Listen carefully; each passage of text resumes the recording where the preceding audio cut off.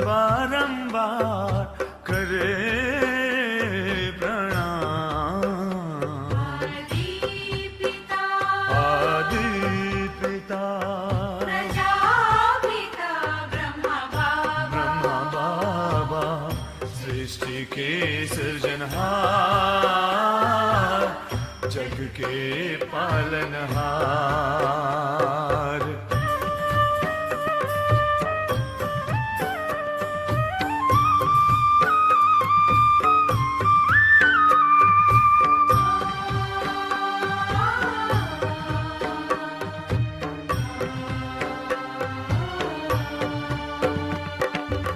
श्वास श्वास पर, कदम कदम पर दिए तूने ऐसे निशान।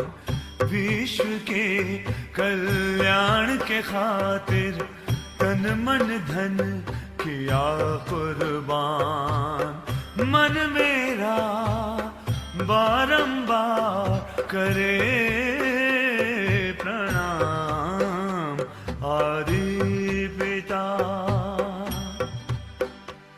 प्रजापिता ब्रह्मा बाबा, सृष्टि के सृजनहार, जग के पालनहार, जगत के तारणहार।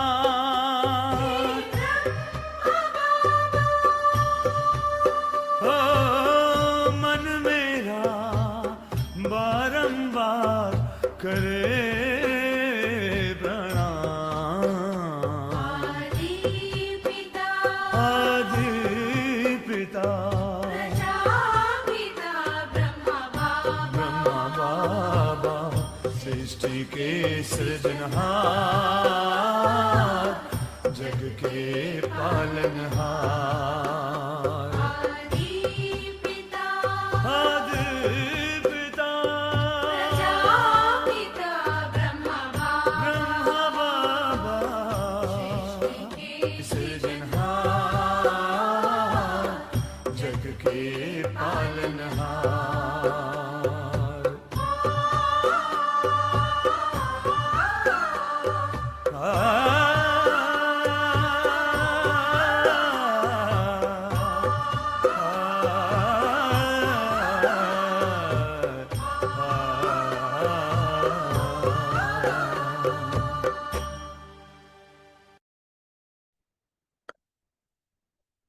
ओम शांति।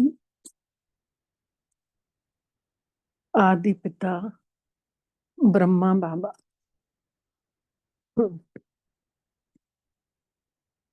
महसूस कयूं सूक्ष्म लोक में आदि पिता ब्रह्मा बाबा ऐं असां सभु फरिश्ते स्वरूप में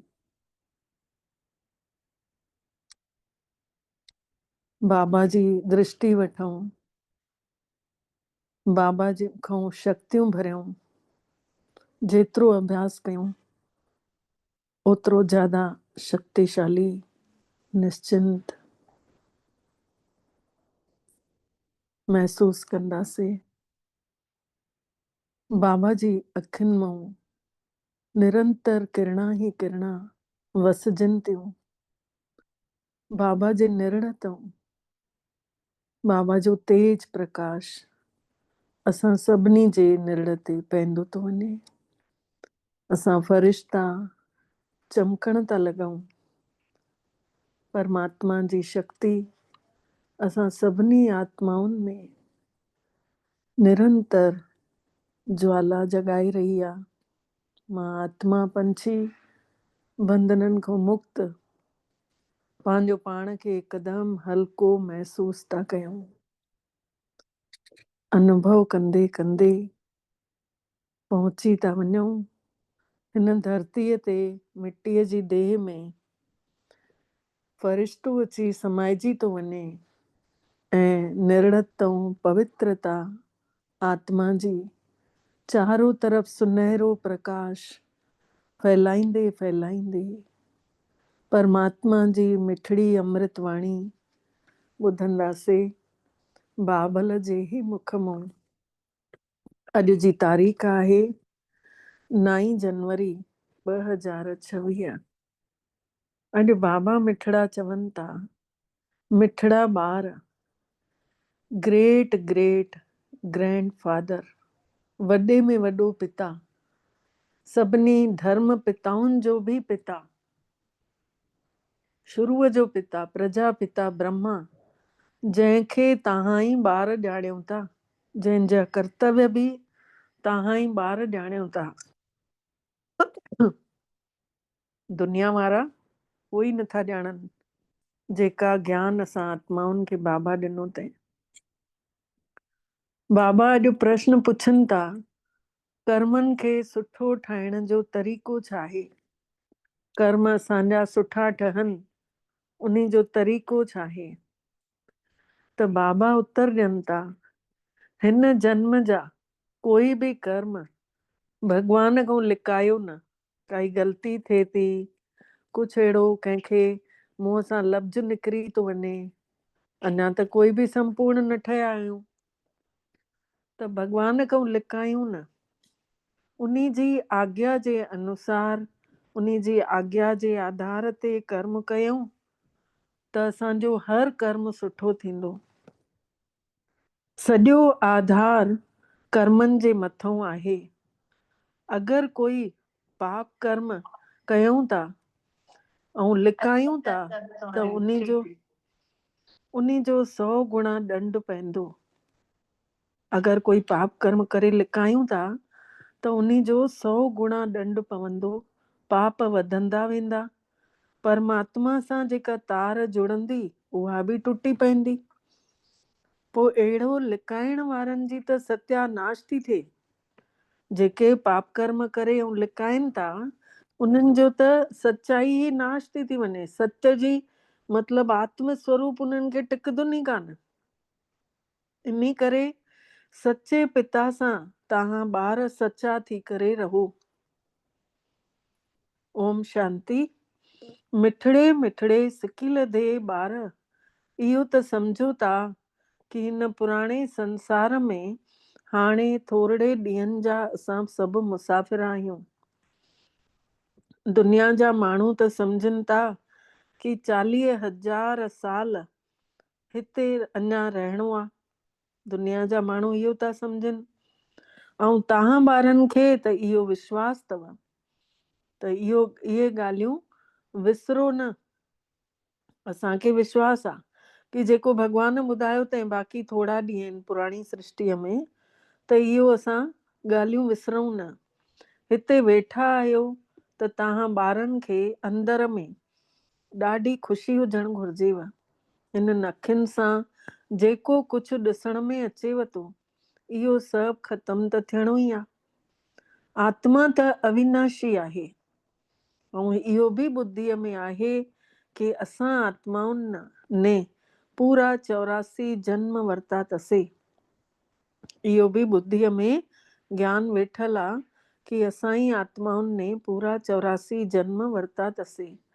हाणे बाबल मिठड़ो आयो आहे वठी हलण लाइ। पुराणो संसार जॾहिं पूरो थिए थो तॾहिं बाबा अचनि था नयो संसार ठाहिण लाइ। नए संसार खां पुराणो ऐं पुराणे खां नयो, इन्हीअ चक्कर खां इहो ई चक्कर जो ज्ञान तव्हांजी ॿुद्धीअ में अथव कि पुराणे खां नयो कीअं थो ठहे, नए खां पुराणो कीअं थो ठहे। अॼु हिन महिल 12 वॻा, सुभाणे वरी 12 वॼंदा, त इहो ई ज्ञान असांजो कीअं बाबा चवनि था इहो चक्कर घुमे थो, इहो ज्ञान तव्हांजी ॿुद्धीअ में आहे। केतिरा भेरा चक्कर लॻाईंदे आया आहियो, हिन महिल इहो चक्र हाणे पूरो थो थिएव। पोइ वरी नए संसार में असां थोरड़ा ई देवताऊं बचंदासीं, माण्हू न हूंदा। नए संसार में असां थोरड़ा ई देवताऊं रहंदासीं, माण्हू पोइ न हूंदा। त हिन महिल असां माण्हूअ खां देवता ठही रहिया आहियूं। देवताई गुण परमात्मा खे यादि कंदे कंदे वरजंदे था वञनि त देवता था ठहूं। इहो त पक्को विश्वास आहे। बाक़ी कर्मनि जे मथां सॼो आधार आहे। बाक़ी सभु कर्मनि जे मथां आधार आहे। जहिड़ा कर्म कंदासीं ओड़ो असांखे प्राप्ति थियणी आहे। त बाबा चवनि था माण्हू उबता कर्म करनि था उहो बि अंदरि त खाईंदो आहे न ज़रूर। इन करे बाबल मिठड़ो पुछनि था कि हिन जन्म में कोई अहिड़ा पाप कर्म त न कया अथव। पुछनि था कि हिन जन्म में कोई अहिड़ा पाप कर्म त न कया अथव न। हे अथव ई छीछी रावण जी राजाई। हिन महिल इहो बि तव्हां ई सम्झो था, दुनिया नथी ॼाणे कि रावण कहिड़ी शइ जो नालो आहे। बापू जी चवंदा हुया, महात्मा गांधी बापू जी चवंदा हुया कि राम जो राज्य खपे, पर उहो राम जो राज्य कंहिंखे चइबो आहे इहो अर्थ ई न सम्झंदा हुया। हाणे हे जेको परमात्मा आहे, जेको सभिनी आत्माउनि जो पिता आहे, भगवान, उहो असां सभिनी खे इहा ॻाल्हि सम्झाणी ॾियनि था कि राम जो राज्य कहिड़े तरीक़े सां हूंदो आहे। हाणे अकुल आयो न, जॾहिं बाबा जा ठहियासीं तॾहिं पतो पियो कि अड़े हे आहे राम जो राज्य। जंहिं महिल असां परमात्मा खे यादि था कयूं, असांजे अंदरि उहे गुण था नज़र अचनि, पोइ असां में जेको बदिलाव थो अचे इहो आहे राम जो राज्य। मतिलबु राम ने अची पंहिंजा गुण असांखे भरिया, हिक ॿिए खे आत्मा ॾिठोसीं, सभु शांत, इहो आहे राम जो राज्य। पर हिते त संसार जेको आहे धुंधकारी दुनिया आहे। धुंधकारी दुनिया मतिलबु कुहासे वारी, जंहिंमें कोई कुझु बि नज़र ई नथो अचे दुनिया वारनि खे। हिन महिल भगवान आयो आहे, असां ॿारनि खे वरसो ॾियनि था पिया। परमात्मा पाण लथो आहे, असां सभिनी खे पंहिंजी राजाई ॾियनि था। हिन महिल तव्हां भक्ति नथा कयो। हाणे त भगवान जो हथ मिलियो अथव न। बाबा चवनि था हाणे त तव्हांखे भगवान जो हथ मिलियो आहे न, त उन्हीअ हथ खे महसूस कयो था न कि भगवान जो सहारो आहे। परमात्मा जे सहारे बिना त तव्हां हिन संसार जे विषय वैतरणी सागर नदीअ में गोता खाईंदा रहो पिया। जेसि ताईं भगवान न मिलियो हुयो तेसि ताईं त केॾा कर्म कुटियूं पिया, केतिरा असां बुराइनि में पिया हुयासीं, हिन जी ॻाल्हि हुन जी ॻाल्हि, दिमाग़ खे स्थिरता मन खे हुई कान। विषय विकारनि जी नदीअ में पिया गोता खायूं। 2500 साल आहे ही भक्ति द्वापर युग खां, ऐं ज्ञान मिलण सां तव्हां नए संसार सतयुग में हली था वञो। हिन महिल तव्हां ॿारनि खे इहो निश्चय अथव कि असां बाबल मिठड़े खे यादि कंदे कंदे पवित्र ठही वेंदासीं। परमात्मा पिता खे, शिव भोलेनाथ भंडारीअ खे यादि कंदे कंदे पवित्र थी वेंदासीं, पोइ पवित्र राजाईअ में ईंदासीं। इहो ज्ञान बि हिन महिल पुरुषोत्तम संगम युग ते तव्हांखे मिलियो आहे। सभिनी पुरुषनि में उत्तम संगम युग इन महिल असांखे मिलियो आहे इहो ज्ञान। त हे आहे ही पुरुषनि में उत्तम संगम युग, सभिनी आत्माउनि खे सुठो ठाहिण वारो। जॾहिं तव्हां किने खां सुठा, मतिलबु कड़ा संस्कार हुया असांजा, हाणे नम्रता आई, अंदरि अंदरि सद्भावना अची वई, शांत थियासीं, कंडनि खां गुल ठहियो था पिया। केरु थो ठाहेव? बाबा पुछनि था केरु थो ठाहेव? बाप, मतिलबु बाबा, बाबे खे ॼातो अथव। असां आत्माउनि जो उहो सभिनी आत्माउनि जो पिता आहे। शरीर जे पिता खे बेहद जो पिता त न चवंदासीं,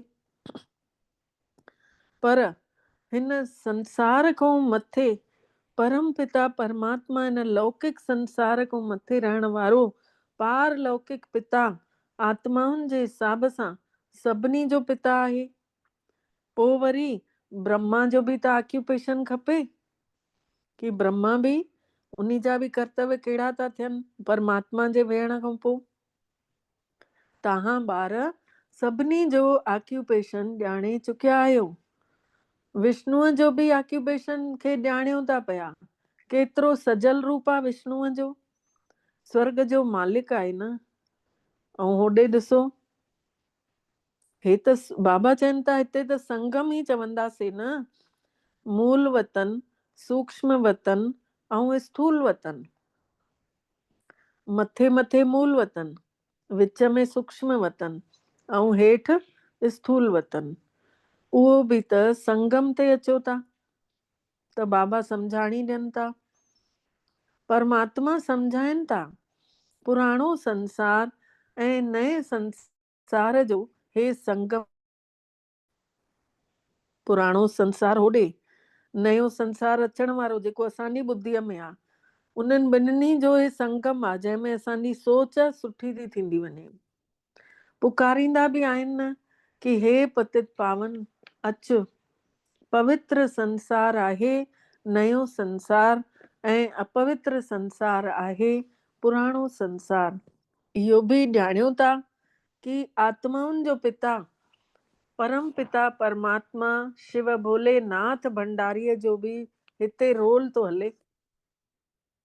न त दुनिया वारा चवंदा आहिनि न, कल्ह बि कंहिं वटि सुखमनीअ पाठ ते वियमि त चवनि पिया उहो ई दुख ॾिए थो त उन्ही खे असां सहूं था न, कि न उन्हीअ ॾिनो अथई न।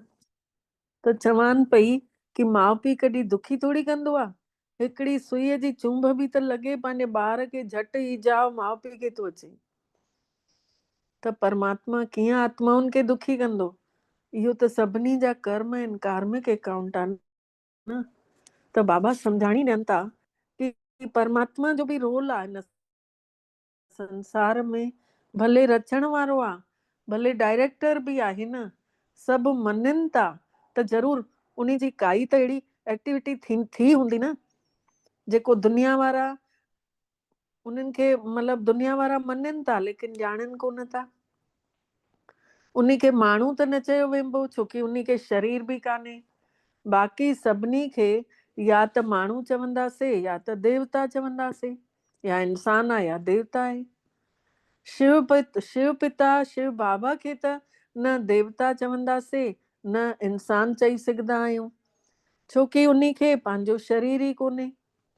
हे त टेम्परेरी शरीर वरितो अथई।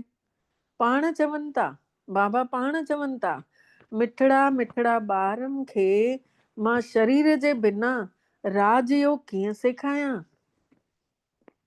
पाण परमात्मा थो चए, मां पंहिंजे मिठड़े ॿारनि खे शरीर जे बिना राजयोग कीअं सेखारियां। मूंखे माण्हुनि ने ठिकर भितर में चई छॾियो अथऊं, कण कण में आहे। पर हिन महिल त तव्हां ॿार सम्झो था कि भई मां कीअं अचां थो। हिन महिल तव्हां ई ॿार राजयोग बि सिखी रहिया आहियो। कोई बि इंसान त सेखारे न सघंदो आहे राजयोग।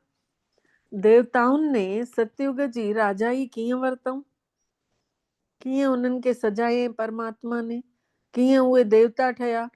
ज़रूर पुरुषोत्तम संगम युग ते अची राजयोग सिखिया हूंदा। त इहो ई यादि करे अगरि असां यादि कयूं इहा ॻाल्हि कि ज़रूर असां ई सिखिया हुआसीं, असां ई देवता ठहिण वारा, इहो यादि करे बि तव्हां ॿारनि खे अथाह ख़ुशी हुजणु घुरिजे कि असां ई हाणे 84 जे चक्कर पूरो कयो अथसीं। परमात्मा हर 5000 सालनि में हेठि अचनि था। पाण बाबो मिठड़ो भॻवान चए थो कि ॾाढनि जन्मनि जे अंत जो हे जनम अथव। श्री कृष्ण जेको राजकुमार हुयो सतयुगी दुनिया जो, उहो ई वरी 84 जो चक्कर लॻाए थो।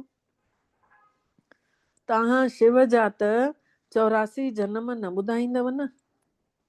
शिव बाबा त 84 जन्मनि में अचे कोन थो, पर तव्हां में बि नंबरवार जेतिरी जंहिं पुरुषार्थ कयो आहे, महिनत कई आहे, उन आधार ते ई उहे बि ॼाणनि था शिव बाबा जा 84 जन्म कोन्हनि के। माया ॾाढी कड़ी आहे, कंहिंखे बि छॾे ई कान थी। हे बाबल मिठड़ो अची करे सुठे नमूने ॼाणनि था। ईअं न सम्झो कि परमात्मा कोई अंतर्यामी आहे, न, सभिनि जी एक्टिविटी सां ॼाणनि था।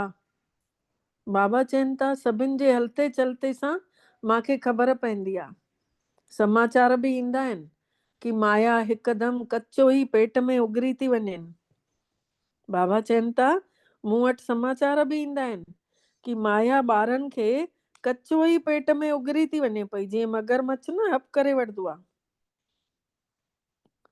अहिड़ियूं घणियूं ई ॻाल्हियूं तव्हां ॿारनि खे पतो ई नथियूं पवनव, ऐं परमात्मा खे त सभु थो पतो पए, भॻवान खे सभु थो पतो पए।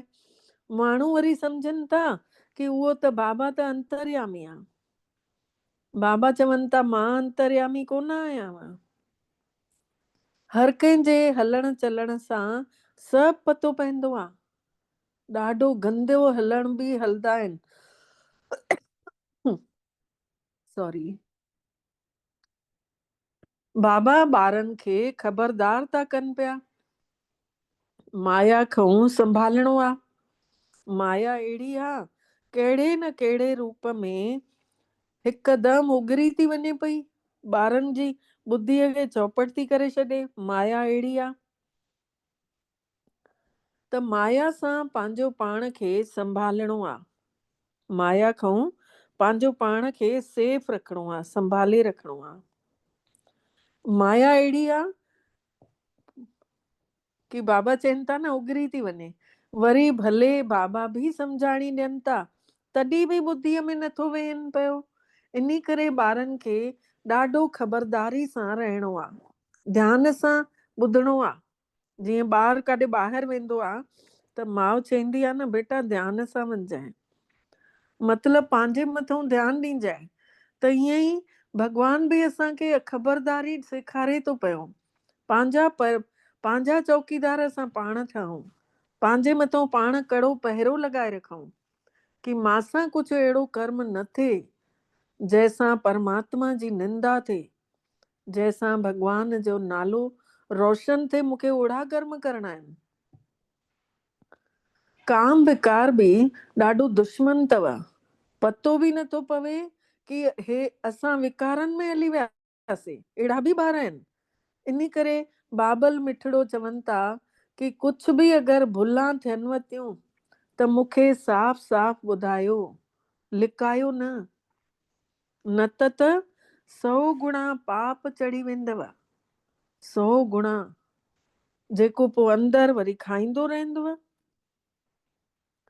हिकदमि पोइ किरी पवंदव। सचे पिता सां गॾु बिल्कुलु सचो हुजणु घुर्जेव। हाणे असां परमात्मा सां गॾु असांजो पार्ट आहे, हिन महिल असां अकेला न आहियूं, त असांखे सचो हुजणु घुर्जे, न त ॾाढो ॾाढो घाटो आहे। माया हिन महिल त ॾाढी कड़ी आहे। हीअ रावण जो संसार आहे न, हिन महिल असां हिन पुराणे संसार खे यादि ई छो कयूं, जॾहिं नए में कदम रखी छॾियो अथसीं संगम ते, ऐं ॻाल्हियूं ॿुधूं था सतयुग जूं, त असांखे इहे ई ॿई छड़ो यादि रखणा आहिनि न। पुराणे संसार खे यादि ई छो कयूं, छोकी उन महिल त असांखे ॾाढा दुख मिलिया, परेशानियूं मिलियूं, चिंताऊं थी वियूं। असां त नए संसार खे यादि कयूं न, जाॾे असांखे वञिणो आहे। परमात्मा पिता शिव बाबा नयो मकान ठाराइनि था। जीअं दुनिया में बि ॿार सम्झंदा आहिनि न कि असांजो पीउ नई जाइ ठाराए थो त उन्हनि जो केॾी ख़ुशी हूंदी अथनि। त हिते त बेहद जी ॻाल्हि आहे। असांजे लाइ नयो संसार स्वर्ग ठही रहियो आहे, ऐं ठाहिण वारो आहे बाबो।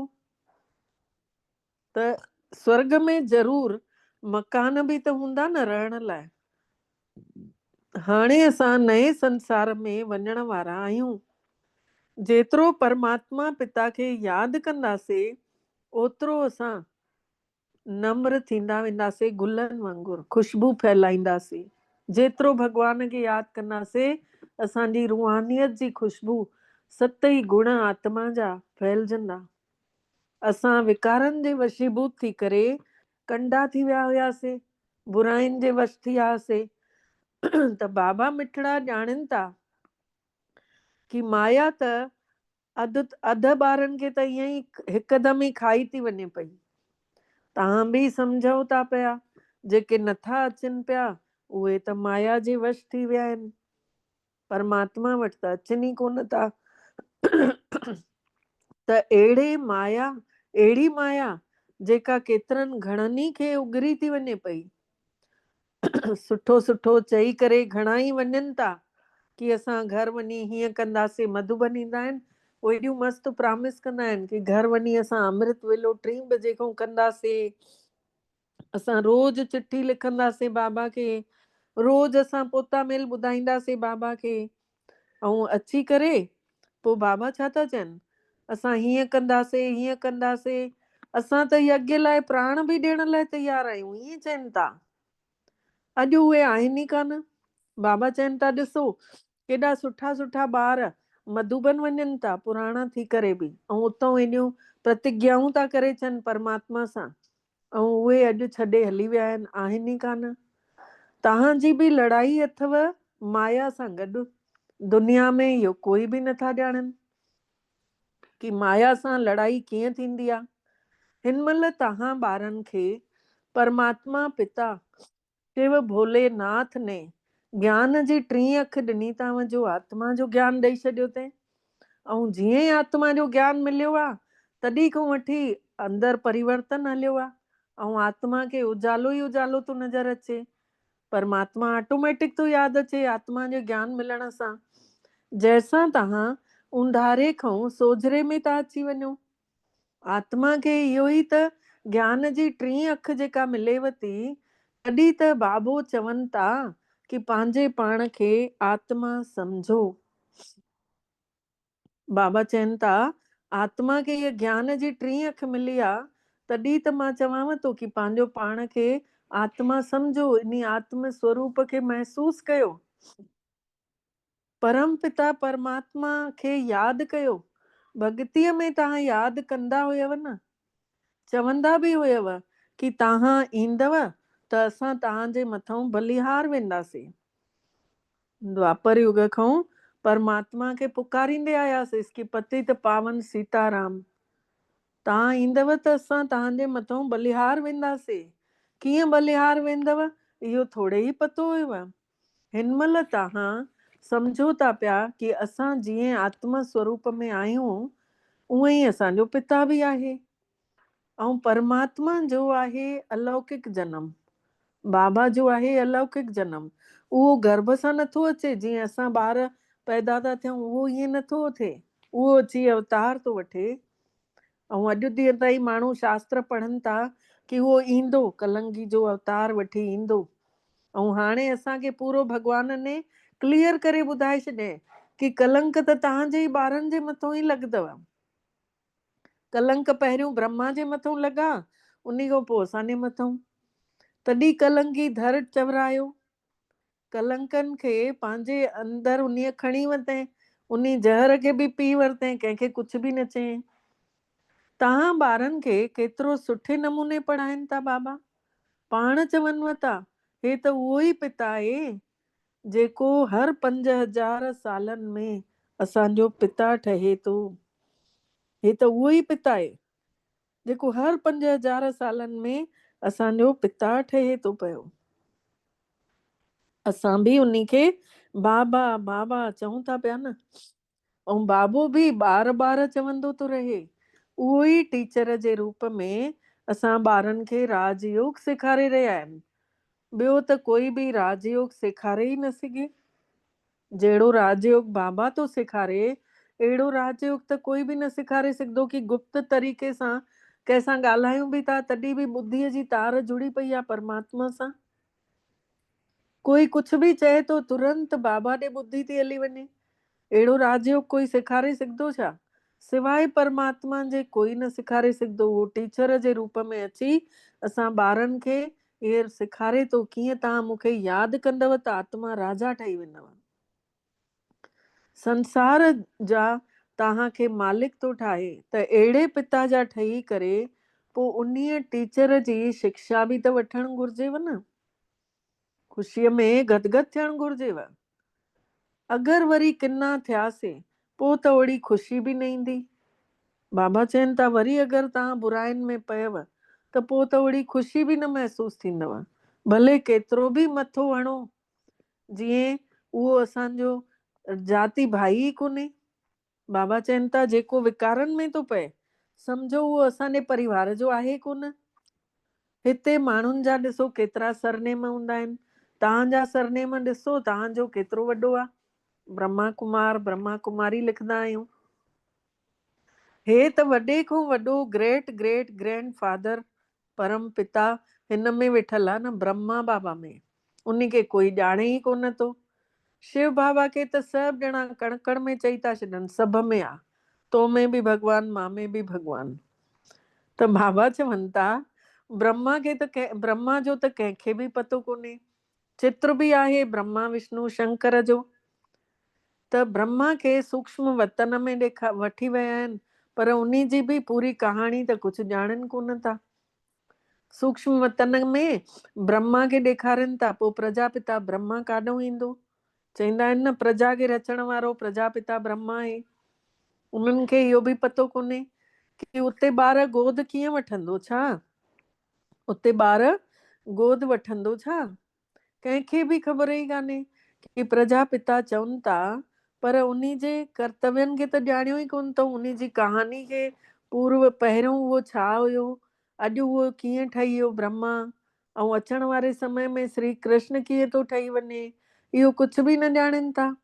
बाबा ने सम्झायो अथई कि हे मुंहिंजो रथ आहे, ब्रह्मा बाबा मुंहिंजो रथ आहे, मां उन्हीअ जे ई शरीर में ईंदो आहियां। ॾाढनि जन्मनि जे आख़िरीअ में मां हिन जो आधार वरितो आहे। घणनि ई जन्मनि जे आख़िरी जन्म में मां हिन जे शरीर जो आधार वरितो आहे। हे पुरुषोत्तम हे पुरुषोत्तम संगम युग।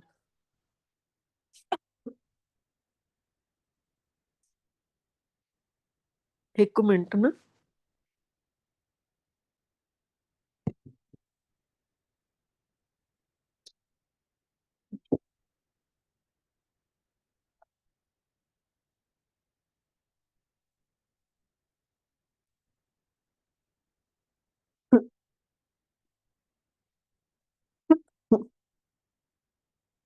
हे पुरुषोत्तम संगम युग गीता जो अध्याय आहे।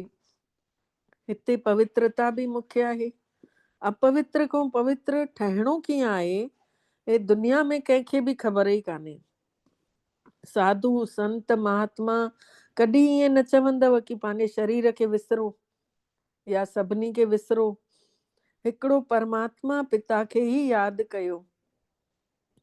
दुनिया वारा कोई बि न चवंदा।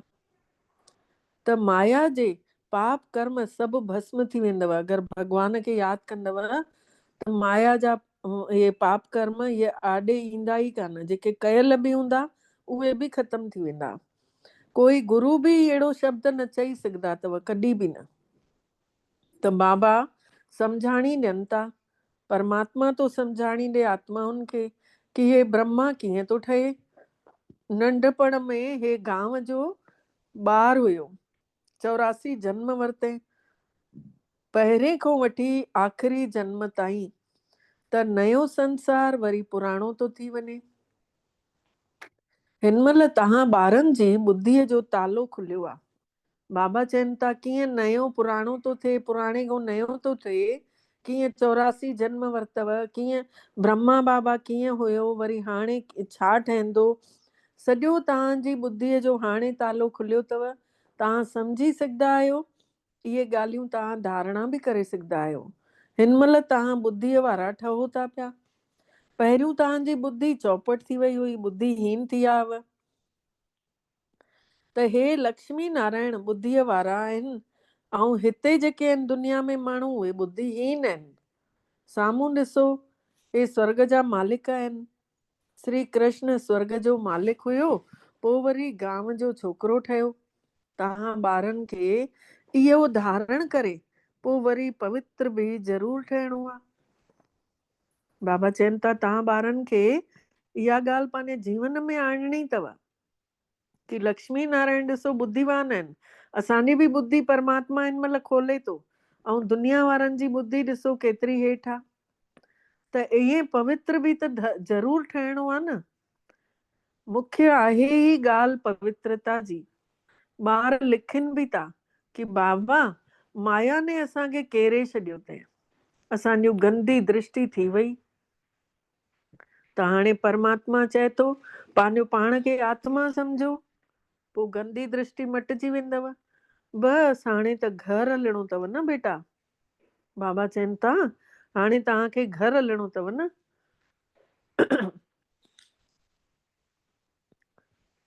परमात्मा पिता खे यादि करिणो आहे थोरे समय लाइ, पंहिंजे पेट पालण लाइ कर्म करे पोइ वरी असां हली था वञूं। जीअं कछुओ ॾेखारींदा आहियूं न, कछुओ छा कंदो आहे, जंहिं महिल उन खे रोटी खाइणी हूंदी अथसि पंहिंजा अंग फैलाईंदो आहे, पोइ वरी समेटे करे खोपो थी वेंदो आहे। ईअं ई असांखे बि बाबा चवनि था पेट पालण लाइ तव्हां कर्म कयो, पोइ वरी तव्हां बि इंद्रियूं समेटे यादि में वेही रहो। हे पुराणो संसार ख़तम थियण लाइ लड़ायूं बि हलनि थियूं। इहो बि तव्हां ॾिसंजो कि कीअं लड़ायूं हलनि थियूं। बुद्धीअ सां सम्झो था न कि असां देवता था ठहूं, त असांखे नयो संसार बि त खपे, इन करे विनाश बि ज़रूरु थियणो आहे। असां पंहिंजो नयो संसार स्थापना करे रहिया आहियूं, उहो बि परमात्मा जी आज्ञा ते हली करे। बाबा मिठड़ा चवनि था मां तव्हांजी सेवा ते आयो आहियां, तव्हां ई मुंहिंजे लाइ घुर कई अथव। बाबा खे चयोसिस कि असांखे पावन ठाहिण अचु, त तव्हांजे चवण सां ई त मां आयो आहियां। परमात्मा आत्माउनि सां ॻाल्हाए थो पियो कि ॿार मां तव्हांजी सेवा ते आयल आहियां, तव्हां ई मूंखे घुर कई अथव कि अचु हेठि अचु असांजे दुखनि खे ख़तम कर। त तव्हांजो चयो ॿुधी करे मां अची वियुमि, तव्हांखे रस्तो ॾेखारियांव थो, उहो बि ॾाढो सवलो रस्तो। मन ई मन मांखे यादि कंदा रहो। भगवानु वाच लिखियल आहे न, छड़ो श्री कृष्ण जो नालो ॾेई छॾियो अथऊं, उहो त परमात्मा जे साम्हूं आहे न। श्री कृष्ण भगवान जंहिं शरीर में आयो त उहा आत्मा जे पासे में वेठो न, सभिनी खां पहिरियों उन जा कन ॿुधऊं, त सभिनी खां साम्हूं त उहो ई थियो जेको श्री कृष्ण थो ठहे। हे परमधाम जो मालिक शिव बाबा अची वेठो आहे, ऐं हे आहे विश्व जो मालिक जेको हिन महिल प्रजापिता ब्रह्मा थो चवराए। इहो ई श्री कृष्ण तो अॻिते विश्व जो मालिक ठहे। सूक्ष्म वतन में त कुछ बि थींदो ई कान्हे। सभिनी खां नंबर 1 आहे श्री कृष्ण, जंहिंखे ॾाढो प्यार कंदा आहिनि। बाक़ी त सभु पोइतऊं पोइतऊं आया आहिनि, पर नंबर 1 आहे श्री कृष्ण, बाक़ी सभु पोइतऊं पोइतऊं आया आहिनि। त बाबा चवनि था कि ॾिसो स्वर्ग में त सभु वञी न सघंदा, त मिठड़े मिठड़े ॿारनि खे अंदर ई अंदर ख़ुशी हुजणु घुर्जे। ॿाहिरी ख़ुशी त हली न सघंदव। ॿाहिरी ख़ुशी जेका आहे उहा त थोरी देरि जी हूंदी आहे, जेका अंदरी ख़ुशी हूंदी आहे उहा चेहरे ते रौनक आणे छॾींदी आहे। ॿाहिरों त ॾिसो क़िस्म क़िस्म जा ॿार बाबा वटि अचंदा ईंदा हुया, पर उहे कॾहिं पवित्र न रहंदा हुया। ॿाहिरों जा क़िस्म क़िस्म जा ॿार अलॻि अलॻि तरीक़े जा बाबा वटि ईंदा हुया जॾहिं साकार बाबा हुया, पर सभु त पवित्र न रहंदा हुया। बाबा सम्झाईंदा बि हुयनि, विकारनि में वञो था त पोइ अचो ई छो था हिन दर ते। त चवंदा हुयसि बाबा खे कि बाबा असां छा कयूं, रही नथा सघूं, रोज़ अचूं था, पतो कोन्हे कॾहिं अहिड़ी ॻाल्हि असांजे मन खे लॻी वञे, तीर लॻी वञे, तव्हांजे बिना असांजी सदगति केरु कंदो। बाबा खे उत्तर में इहो चईंदासीं कि तव्हांजे बिना असांजी सदगति केरु कंदो। अची करे वेही रहंदा हुया। माया ॾाढी ज़बरदस्त आहे। विश्वास बि थियनि थो कि बाबा असांखे अपवित्र खां पवित्र ऐं गुलगुल बि ठाहे थो, पर छा करनि, वरी बि सच त ॻाल्हाइनि पिया न बाबा जे अॻितऊं। त हाणे त ज़रूरु सुधरी विया हूंदा, जॾहिं ॻाल्हि कई हुयूं बाबा सां त उन महिल त उधरियल हुया, उन महिल केतिरा साल थिया। हाणे त ज़रूरु सुधरी विया हूंदा। उन्हनि खे इहो विश्वास हुयुनि की असां हिन वटां ई सुधरंदासीं। त हिन महिल ॾिसो केतिरा एक्टर आहिनि दुनिया में, त हिक जो चेहरो ॿिए सां मिले ई कोन थो। एतिरा एक्टर आहिनि न, पर हिक जो चेहरो ॿिए सां मिले ई कोन थो। पोइ वरी 5000 साल बाद उन्हीअ ई चेहरे सां वरी उहो ई एक्टिंग करण लाइ रिपीट कंदासीं, हिन ई चेहरे सां। जेको हिन महिल ज्ञान मिलियो आहे, हिन ई चेहरे सां पोइ वरी सां पाण सभु हिते ई ईंदासीं, ईअं ई जुड़ंदासीं, ईअं ई ज्ञान ॿुधंदासीं। आत्माऊं त सभु फिक्स आहिनि न। सभु एक्टर बिल्कुलु एक्यूरेट पंहिंजो पंहिंजो पार्ट वॼाए रहिया आहिनि। कुझु बि फ़र्क़ु पइजी ई नथो सघिजे। सभु आत्माऊं अविनाशी आहिनि। उन्हनि में बि पार्ट बि अविनाशी भरियो पियो आहे। केतिरियूं सम्झाइण जूं ॻाल्हियूं आहिनि, केतिरो सम्झाइनि था वरी बि विसरी था वञनि। बाबा ॾिसो रोज़ रोज़ केतिरो था सम्झाइनि, पोइ बि वरी विसरी था वञूं पिया, सम्झाए नथा सघूं। बाबा चवनि था मां सम्झाए नथा सघनि। अगरि सम्झ में अची वञनि त ॿियनि खे बि उहे सम्झाइनि। इहो बि ड्रामे में थियणो ई आहे। हर 5000 सालनि में राजाई त स्थापन थींदी ई थींदी, ऐं सतयुग में ईंदा ई थोरड़ा, उहे बि नंबरवार। हिते बि नंबरवार आहिनि। सभु हिकु जहिड़ी पढ़ाई पढ़ूं था, लेकिन पुरुषार्थ करण में, यादि करण में सभु नंबरवार आहियूं। हिक जो पार्ट हिकु ई ॼाणे, परमात्मा ई ॼाणे सभिनि जो पार्ट, ॿियो कोई बि नथो ॼाणे सघे। त बाबा चवनि था, अच्छा मिठड़े मिठड़े सिकी लधे ॿारनि प्रति माउ पीउ जो यादि प्यार ऐं गुड मॉर्निंग। रूहानी बाबल जी रूहानी ॿारनि खे नमस्ते। ऐं असां रूहानी ॿारनि जी बि रूहानी मिठड़े बाबल खे दिलि जो यादि प्यार गुड मॉर्निंग ऐं नमस्ते बाबा, नमस्ते। शुक्राना बाबल तव्हांजा, बारंबार दिलि सां शुक्राना जे तव्हां असांखे पंहिंजो कयो ऐं असां सभिनी जो पद्मा पदम भाग्य जाॻायो। सार आहे, पहिरियों पॉइंट आहे, सचे पिता सां सचो रहणो आहे। परमात्मा जे मथां पूरो पूरो बलिहार वञणो आहे। ॿियो आहे, ज्ञान खे पंहिंजे जीवन में आणे बुद्धिवान ठहिणो आहे। अंदर में जिगरी ख़ुशी हुजे। कोई बि कमु परमात्मा जी आज्ञा जे विपरीत थी करे न करिणो आहे।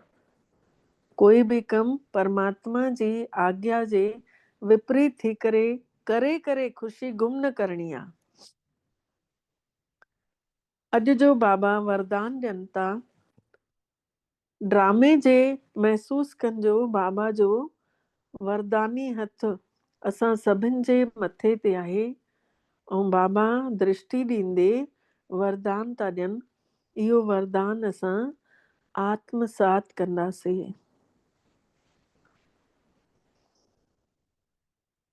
ड्रामे जो पॉइंट जे अनुभव सां मतिलबु सभिनी खे इहो पको थी वञे कि जेको थिए थो उहो रचियल पियो आहे। रचियल वारो ई उन जे मथां असां जीअं फुट स्टेप चवंदा आहिनि न, पेर जे मथां पेर रखियोसीं, ईअं ई हे ड्रामो रचियो पियो आहे।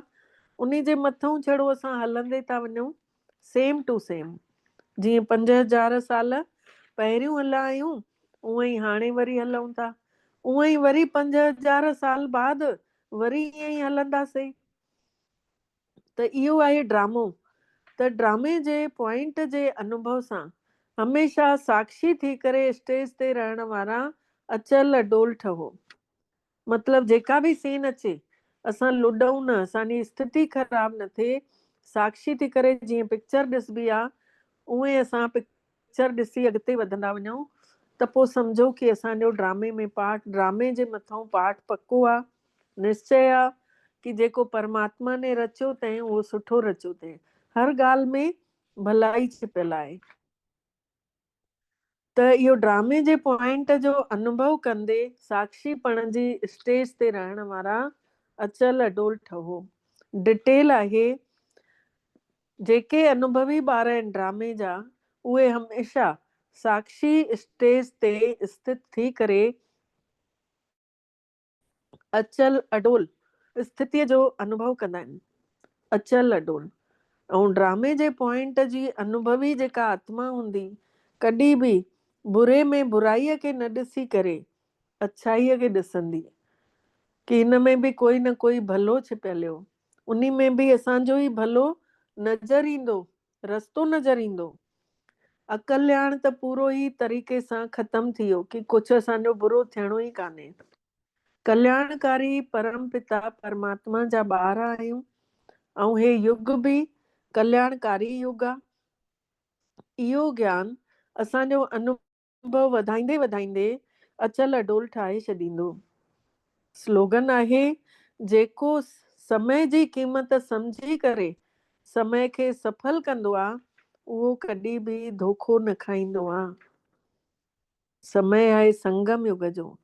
अगरि असां संगम युग में अॼु जो ॾींहुं सफल करे अॻिते वधूं था, हिकु हिकु मिंट खे अगरि असां सफल कंदे था वञूं, त कॾहिं बि धोखो न खाई सघंदासीं। अव्यक्त इशारे जो पॉइंट आहे, महीने में बंधन मुक्त थी करे जीवन मुक्त स्थितीअ जो अनुभव कयूं।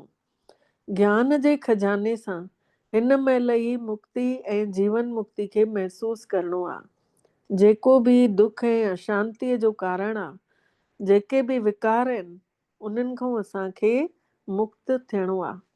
अगरि कोई विकार अचनि बि था त उन्हनि खे जीतणो आहे, हार न मञणी आहे। केतिरा व्यर्थ जा वीचार ईंदा, व्यर्थ जूं ॻाल्हियूं ईंदियूं, लेकिन उन्हनि विकर्मनि खां मुक्त ठहणु इहा ई आहे जीवन मुक्त अवस्था। उन्हनि पाप कर्मनि खां मुक्त थियणु ई आहे जीवन मुक्त अवस्था। अच्छा, ओम शांति। अनुभव कंदासीं पंहिंजे पाण खे, मां आत्मा बिंदु, मुंहिंजा ओरिजिनल गुण गुल जी खुशबू वांगुरु शांति, प्रेम, आनंद, सुख मां महसूस कयां थी फैलजनि था। पंहिंजो पाण में शक्ति थी महसूस कयां।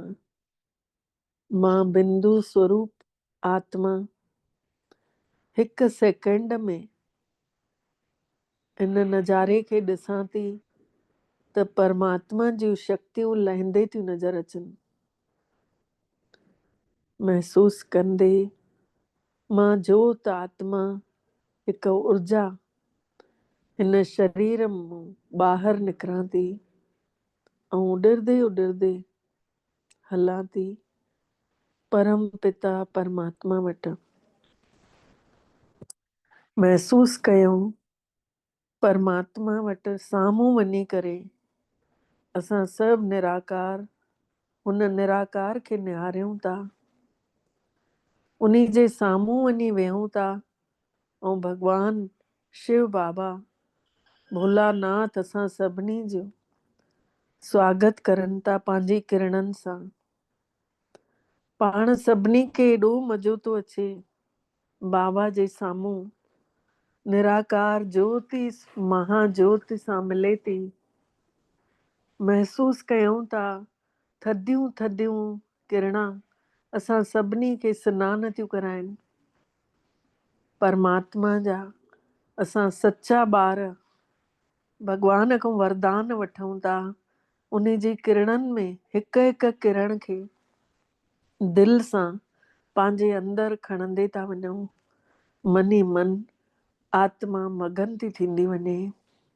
महसूस था कयूं कुझु सेकेंडनि ताईं पाण सभु उन्हीअ परम धाम में परमात्मा जी अखियुनि जे अॻितों उन्हनि जी किरणनि में भिॼंदे था वञूं। मां आत्मा असुल हिन ई घर जी आहियां, असुल हिन पिता जी संतान आहियां। मांखे जेको मिठड़ो बाबा सेवा ॾसींदा मां उहा ई पहिरियों कंदमि। महसूस कंदे पाण सभु आत्माऊं बाबा जे हिन संसार में, इन्हनि किरणनि में शक्तिशाली थी करे धीरे धीरे मोटऊं था, अची सूक्ष्म लोक में फरिश्ते स्वरूप में अची बीहूं था ब्रह्मा बाबा वटि। लाइट जी देह ॾिसूं था, असांजी बि लाइट जी देह, बाबा जी बि लाइट जी देह। चारों तरफ़ चांड्रो को प्रकाश ही प्रकाश आहे। सॼी लाइट ही लाइट जी दुनिया, शांति ही शांति। पंजनि तत्वनि खां परे फरिश्तनि जे संसार में आहियूं। हिते कोई भी सोच ही नथी हले, कोई भी आवाज भी कान्हे। जाते हर फरिश्तो पंहिंजे पाण में न्यारो ऐं प्यारो महसूस था कयूं। चारों तरफ़ चमकीलियूं सभिनि जे निरड़ ते लाइट ऐं सभु फरिश्ता पंहिंजी पंहिंजी ड्रेस में हल्का लॻा पिया आहिनि। सभिनि जे चेहरनि ते मुस्कान आई। सभु मुस्कुराईंदे मुस्कुराईंदे हिक ॿिए खे मिलनि था, हिक ॿिए खे दृष्टि ॾियनि था। केतिरो बढ़िया थो लॻे। थोड़े समय जे लाइ आत्मा परम आनंद में महसूस थी करे कि काथों आया आहियूं, काॾे वञिणो आहे, कुछ भी कोन्हे याद। बस बाबा ऐं मां आत्मा ऐं सभु फरिश्ता, या फरिश्ते स्वरूप में हर हिक आत्मा खे दृष्टि बाबा वटि लाइन सां वठूं था। सभिनी खे तिलक लॻाइनि था बाबा, सभिनी खे टोली खाराइनि था, सभिनी खे दृष्टि ॾियनि था, हथ में हथ मिलाइनि था, सॼियूं शक्तियूं भी विल करनि था। महसूस कयूं असां सभु फरिश्ता पूरा ख़ुशियुनि सां भरिजी था वञूं। बाबा खे असांजूं भावनाऊं महसूस थियूं थियनि ऐं असांखे बाबा जूं भावनाऊं महसूस थियूं थियनि। अहिड़ियूं शुभ भावनाऊं, शुभकामनाऊं पाण सभु भरपूर थी करे लहूं था हेठि विश्व जे ग्लोब ते अची करे। हथ में हथ पकड़ियल सभु फरिश्ता विश्व जे ग्लोब ते अची करे पाण दृष्टि बाबा खां वठंदे हेठि ॾींदा था वञूं। ब्रह्मा बाबा विच में आहिनि ऐं असां सभु चारों तरफ़ ग्लोब में फैलिजी विया आहियूं। बाबा जी दृष्टि चारों तरफ़ वहंदी थी रहे पई। इहे रेशमी रेशमी किरणा पूरे धरतीअ ते समाइजंदियूं थी वञनि। असांजे बि अखियुनि मां पवित्र किरणा निकिरनि थियूं। निरड़ तां पवित्र रोशनी निकिरे थी ऐं सभिनी जे निरड़ ते समाइजंदी थी वञे। पूरे संसार जी हिक हिक आत्मा पवित्र किरणनि में मगन था थियनि। हर आत्मा जे अंदरों जूं कमियूं कमजोरियूं निकिरदियूं थी वञनि। हर आत्मा परमात्मा जी खूबियुनि सां भरजंदा था वञनि। भगवान जी खुशबू चारों तरफ़ फैलजंदी थी वञे। असां सभु हल्का थी करे आया आहियूं। पापनि खे कष्ट कटे पाप कटे हिन महिल बंधन मुक्त जीवन मुक्त फरिश्ता आहियूं। आत्मा सची सोन ठही करे आई आहे। फरिश्ते स्वरूप में वेही सभिनी खे खजाना बांटियूं था, ज्ञान जा, गुणनि जा, शक्तियुनि जा। बाबा पाण हेठि लथा आहिनि, पाण अची करे सभिनी खे बाबा शक्तियूं भरींदे था वञनि। महसूस कयूं असां सभु फरिश्ता हिन धरतीअ ते अची धीरे धीरे पूरे विश्व ग्लोब ते फैलाईंदे फैलाईंदे प्रकाशवान काया सां सभिनी खे हल्को कयूं था। ऐं असां ई फरिश्ता चारों तरफ़ पहुचूं था हॉस्पिटलनि में, अस्पतालनि में जेके मरीज पिया आहिनि, कोई कैंसर सां पीड़ित आहिनि, कोई त हार्ट पेशेंट आहिनि, कोई कहिड़े तरीक़े सां मनोरोग जा पेशेंट आहिनि। ॾिसो संसार में हर घर में काई न काई बीमारी, हर अस्पताल भरी पई आहे। महसूस कयूं दया जो सागर, पवित्रता जो सागर, परम पिता परमात्मा ब्रह्मा बाबा जे तन में आयल आहिनि ऐं ब्रह्मा बाबा असां सां गॾु आहिनि। असां सभु बाबल मिठड़े जो हथ पकड़े बाबा खे ओॾे हॉस्पिटलनि ॾे वठी था हलूं। जंहिंजा नियरेस्ट डियरेस्ट जेके बि बीमारियुनि सां ग्रसित आहिनि उन्हनि ॾे वठी था हलूं ऐं बाबा जी दृष्टि ॾेवरायूं था। महसूस कयूं उहे वीचारा जेके बीमारियुनि सां तकलीफ़नि में आहिनि, जंहिंखे ॾाढी पीड़ा आहे, उन्हनि जी पीड़ा धीरे धीरे परमात्मा जी शक्ति पवण सां शांत थी थिए। उन्हनि जी पीड़ा धीरे धीरे घटि थी थींदी वञे। उन्हनि जे पलंगनि जे चौधारी परमात्मा जूं किरणां ॿधजी थियूं वञनि। हर हिकु पेशेंट परमात्मा जी सुरक्षा कवच जे अंदरि आहे। उन्हनि जी पीड़ा घटि थींदे थींदे पवित्र स्वरूप ताईं अची उन आत्मा खे खिचाव थी पैदा करे ऐं उहे सभु आत्माऊं भगवान खे लेटे लेटे हथ जोड़े माफ़ी घुरनि था। हर कंहिं आत्मा ताईं परमात्मा जी रोशनी पहुचदी थी वञे। हर आत्मा पीड़ा खां मुक्त थी थिए। हर आत्मा जो असहनीय दर्द ख़त्म थो थिए पियो। असां सभु फ़रिश्ता इहे नज़ारा मनी मन महसूस कयूं था। हर फ़रिश्ते जी सेवा बाबा क़बूल थो करे ऐं बाबा असां सभिनी फ़रिश्तनि जे संगठन सां गॾु चारों तरफ़ पूरे विश्व जा चक्कर लॻाए जाते जाते दुख परेशानियूं चिंताऊं आहिनि उन्हनि सभिनी जा दुखड़ा दूर करण आया आहिनि। मात पिता आहे त बाबा सचो मात पिता सचो रास्तो ॾेखारण आया आहिनि। हर आत्मा खे अॼु इन्ही शक्तिअ जी ज़रूरत आहे। हर आत्मा खे अॼु सुख शांतीअ जी ज़रूरत आहे। पाण परमात्मा great great grandfather Brahma Baba जे तन में शिव बाबा वेही करे अची सॼे संसार खे दुखनि खां मुक्त करण आया आहिनि। सभिनी खे सुख शांतीअ जो पवित्रता जो वरदान ॾियण आया आहिनि। हर आत्मा पंहिंजे पाण खे सुञाणे थी। असां सभु फ़रिश्ता धीरे धीरे हेठि लहूं था ऐं बाबा पंहिंजे धाम हली था वञनि। असां पंहिंजे पंहिंजे पंजनि तत्वनि जे हिन मिटीअ जी देह में अची करे समाइजी वञूं था। निरड़ ते वेठे वेठे ई मिठड़े बाबल खे शुकराना चऊं था। पूरी देह खे ॾिसूं था त देह सॼी हल्की पई आहे। अंदरि सॼी रोशनी थी नज़र अचे।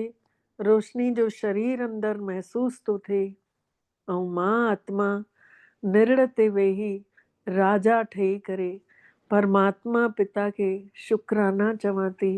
बाबल मिठड़ा तव्हांजा दिलि सां बारंबार शुकराना जे तव्हां असांखे अॼु अहिड़ो अनुभव करायव।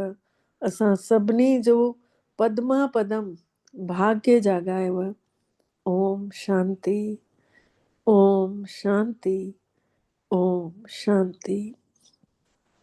तव्हां सभिनि जा बि फ़रिश्तनि जा दिलि सां शुकराना सभिनी खे। ओम शांति।